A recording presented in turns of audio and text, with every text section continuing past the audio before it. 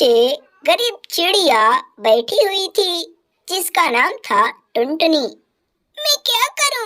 मेरे पास घर बनाने के लिए कोई भी साधन नहीं है।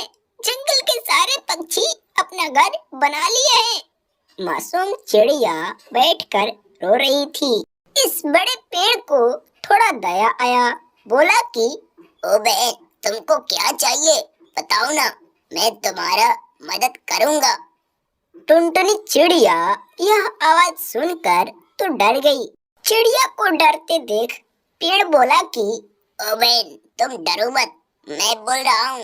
पेड़ देखो, मैं तुम्हारा मदद करना चाहता हूँ, लेकिन तुम मेरा मदद कर दो तो। चिड़िया तो खुश हो गई, कहती है कि हाँ, क्यों नहीं भाई, तुम बताओ तो सही, मैं तुम्हारी हेल्प करूंगी। पेड़ बोला कि हाँ तो सुनो, तुम मेरे फलों को रक्षा करना, क्योंकि आज के बाद किसी भी पक्षियों को मेरा फल तोड़ने मत देना। मैं चाहता हूँ कि मेरे बीजों से इस जंगल में काफी सारे पेड़ लग जाए। पेड़ की कमी हो गई है। यह बात सुनकर गरीब चिड़िया बहुत खुश हुई। लेकिन इसके बदले मुझको क्या मिलेगा? तुम जाओ, नहर के पास एक पेड़ है, उसी के नीचे मिट्टी का घर बना हुआ है। तुम उसको थोड़ा रिपेयर कर देना, रहने लायक हो जाएगा। और हाँ, वह कोई मामूली घर नहीं है, एक शक्तिशाली घर है। टुनटुनी यह बात सुनकर बहुत खुश हुई और फटाफट नहर के पास चल पड़ी।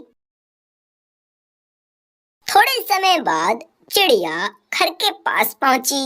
घर को देखी तो घर बहुत सुंदर था, देखने में बहुत अच्छा था। चिड़िया को घर पसंद आया। उसके अंदर गई, देखी तो घर चकाचक था। धीरे धीरे शाम होने लगा। उसी दिन से टुनटुनी उसी घर में रहने लगी। अगले दिन सुबह हुआ तो चिड़िया उसी घर के दरवाजे पर बैठी हुई थी।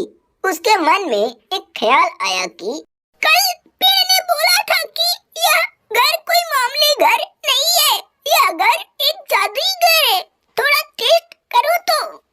चिड़िया उस घर से कुछ दाने मांगी। थोड़े ही समय में दाने आ गए। चिड़िया यह बात सुनकर बहुत खुश हुई। उसी जंगल के कुछ पक्षी आपस में बातें कर रहे थे कि आजकल तो टुनटुनी दिखाई नहीं देती, पता नहीं कहाँ चली गई। हाँ कालू भैया, पता नहीं कहाँ चली गई टुनटुनी बहन, आजकल दिखाई नहीं देती। यह सब पक्षी आपस में बातें कर रहे थे। टुनटुनी चिड़िया का जीवन धीरे धीरे कटता गया। इस पेड़ का फल कुछ बड़े हो चुके थे।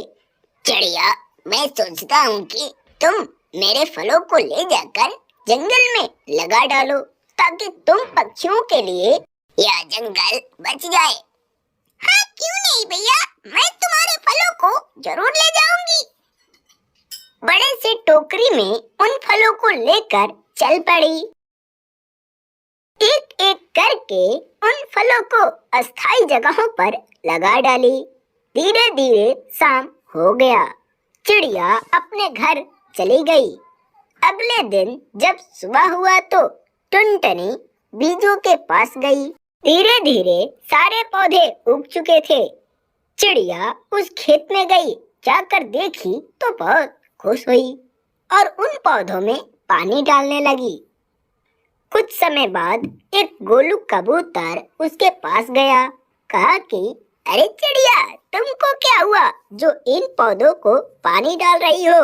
टुनटुनी चिड़िया कुछ नहीं बोली और अपने घर चली गई।